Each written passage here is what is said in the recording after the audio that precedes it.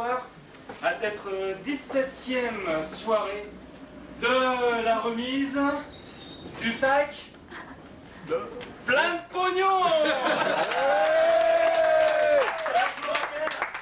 Comme depuis 17 ans, cette soirée va récompenser un exploit en alpinisme. Alors, l'exploit en alpinisme, je comprends tout de suite, vous allez vous dire, l'alpinisme, l'argent, un exploit en alpinisme, une remise d'argent, ça peut poser des problèmes. Hein, ça peut poser des problèmes. En fait, pas du tout. Je vais vous expliquer pourquoi. Regardez bien ce qu'il y a dans le sac. Pognon, évidemment. Un billet. Un billet, c'est quoi un billet? En fait, un billet, c'est le papier. Un billet, c'est du papier. Le papier, c'est quoi? C'est du bois. Voilà. Le bois, c'est une forêt. La forêt, c'est quoi? C'est la nature. La nature, c'est la montagne. Voilà. Donc, il n'y a aucun problème à associer un sac plein de pognon et une remise de prix en montagne. D'ailleurs, et ça c'est très important, vous allez voir que durant toute cette soirée, vous allez voir l'exploit que l'on a primé, le nominé, reflète exactement cette valeur. La nature, c'est la montagne. Je crois que maintenant, vous êtes assez impatient, hein. Je crois que maintenant, je vais vous demander d'applaudir le primé, le nominé. Je fais appel tout de suite à Andrei Sakapov.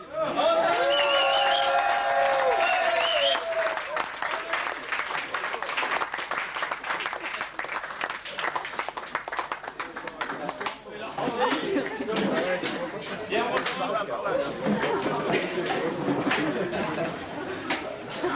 Ah, quel plaisir, quelle émotion, Andrei. Andrei, vraiment.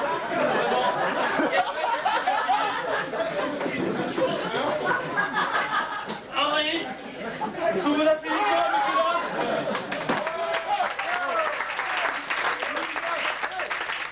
Alors, vous le connaissez bien. Il y a à peu près maintenant de cela, je crois, 10 ans. À peu près 10 ans. Vous vous souvenez de son ascension extraordinaire dans la ville de Chamonix, Mont-Blanc. Vous vous souvenez bien, cette ascension qui a fait parler de lui sur le caillou, le Drou, voilà, sur le Drou, cette magnifique ascension qui a fait vibrer les téléspectateurs et téléspectatrices dans 20 cm de poussière, c'était beau. Quel bel exploit, vraiment, Andrei. Alors aujourd'hui, Andrei est ici. C'est un autre exploit qu'il a réalisé. Alors cette fois, Andrei, l'exploit a été réalisé sur le pôle Nord. On a plusieurs questions à te poser. La première question, ça va être, Andrei, comment, pourquoi as-tu choisi cette voie? Oui. Andrei? Polniuski, zazrudni polniuski polniuski. Дорогие сумели, блядь, а что вы русский по-русски? Alors vous avez bien compris qu'Andrei comprend le français. Voilà. Donc je vais essayer de traduire avec la demoiselle aux commandes. Andrei nous a dit, à l'heure actuelle, avec le réchauffement de la planète, il est de plus en plus facile de trouver des faces calamiteuses. Les faces sont de plus en plus dangereuses, quelle que soit la situation sur notre planète. Hein. Alors, tu voulais peut-être encore ajouter quelque chose? Non, sur la dangerosité peut-être. Ah, да, русский, вот все, калибум, бадабум, то стоит.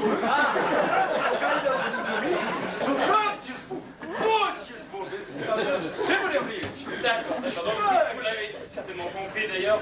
Actuellement, il y a de plus en plus de chutes de pierre, du fait du réchauffement, de chutes de cailloux sur la tête, beaucoup de chutes de pierre, de cailloux, de chutes de glace. Et actuellement, il ne faudrait vraiment pas avoir de chance. Vous aurez une face vierge Et surtout sans aucun risque d'objectif. Vraiment, il ne faudrait pas avoir de bol.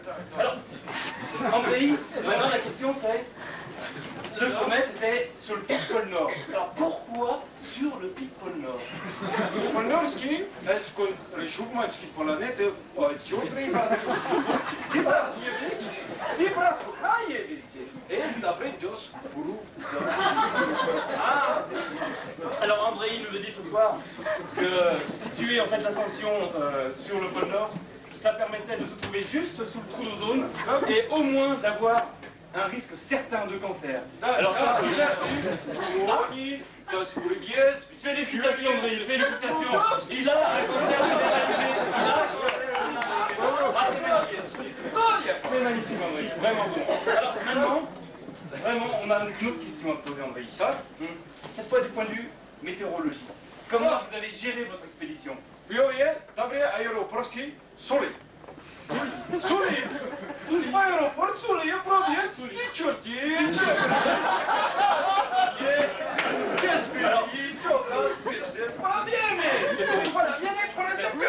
Alors, c'est terrible. Les mots me manquent. Enfin, la traductrice. C'est terrible. Ils sont arrivés à l'aéroport le premier jour et malheur, il faisait beau. Il faisait beau. Hein? C'est-à-dire? Bravo, c'est ça, c'est ça. Voilà, ils étaient comme ça allongés, ils se disaient l'expédition est vraiment très mal engagée. Et ensuite, Alors,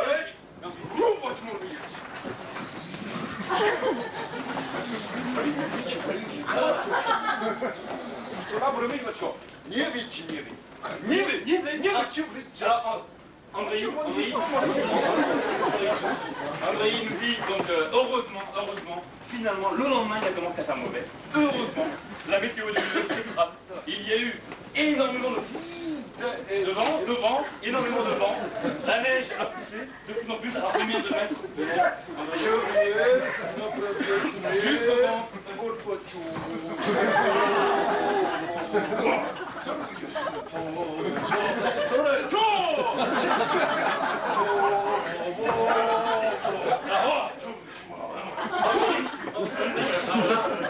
Là, c'était notre premier jour dans un match d'approche. André nous a dit, donc de la neige jusqu'au ventre. Et là, André, il a fait la trace. Il a amené l'émission droit devant. Il a monté les mules. Il a porté les porteurs, c'était magnifique. Ensuite, André arrive au pied de la face. Et durant l'ascension dans la face, qu'est-ce qui passe? Encore mon latin. Qu'est-ce qui s'est passé? Les moyens. Ah bon? Alors là, donc, il nous a expliqué, bon, je résume un petit peu, hein, parce que c'est assez long. Là, il nous a dit, il y a eu énormément de vent, Voilà, c'est ça, sous le t-shirt. C'est qu'il pas une histoire des chaussons aussi envolés. Autre chose à ajouter là-dessus? Ah oui, donc, c'est ça, chute de pierre incessante, chute de glace, avalanche.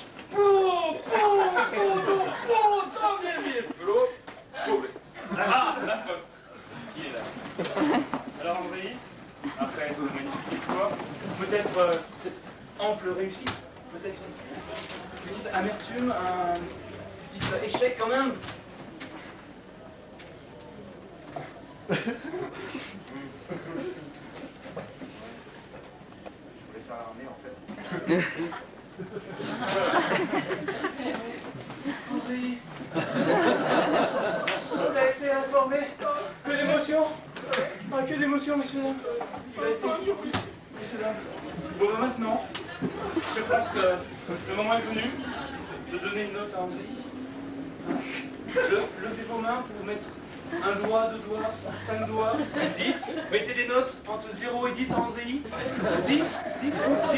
Ah, c'est bien. Je crois qu'André, ce soir, a manifestement, vraiment mérité ce sac plein de pognon. Et vraiment, ce serait un honneur. Ce serait un honneur pour nous. Qu'un alpiniste de renom figure dans le milieu, lui remette le sac plein de pognon. Je demande à Bernard Gravier. C'est là, Bernard Gravier. Oui, il est là, je le vois. Bernard Gravier.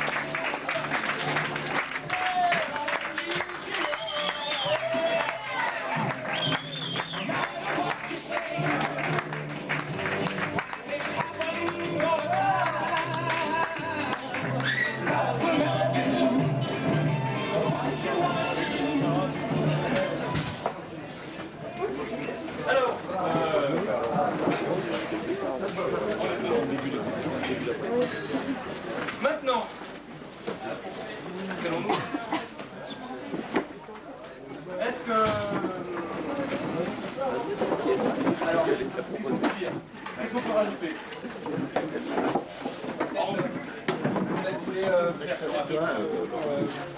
Est-ce que ça vous a suggéré des petites choses, cette histoire Non.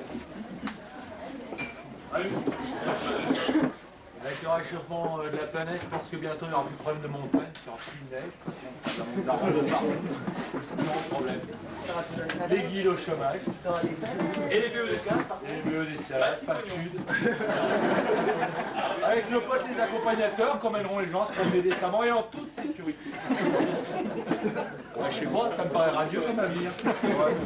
Alors, je voulais juste, après, je crois qu'il y a un concert qui va nous remplacer. Je voulais juste vous dire qu'au début de la soirée, je vous ai présenté un petit peu la façon dont on a construit le journal, là où on était arrivé, sous un ton un petit peu pessimiste, si vous voulez. Ce que je voudrais là, c'est quand même que vous partiez avec un certain pognon. C'est que vous partiez quand même avec l'idée que nous, on va continuer dans notre coin à essayer de travailler et de faire sortir ce qui est en nous.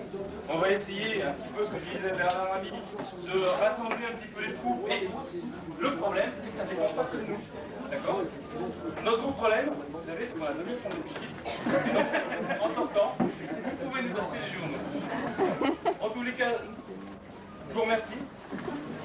Je vous remercie tous d'avoir participé à cette magnifique soirée, cette magnifique ambiance. Et on dirait que je vais être trop,